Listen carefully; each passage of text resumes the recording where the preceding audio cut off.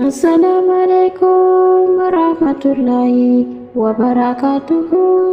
Hayyul Quran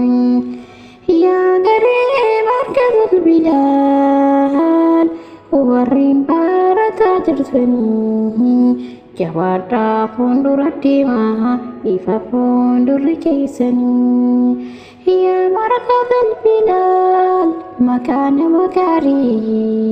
Ustadni keessanis Ustaad Ramadaanii Rabbina milkeessu hunduma keessanii Quraana mitiin waan isaas barate walumaan milkaa'ee walumaan umrii dheerate isin hanga dukaanin ol ta'e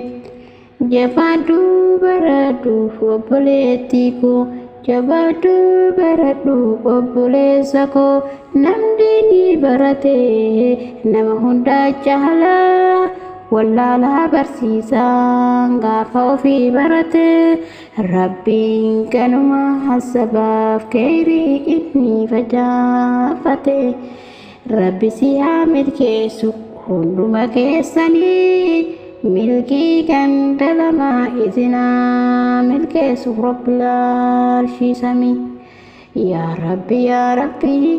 abbaa rahmataa onnu qabimee markaza bilal kanaa asii miti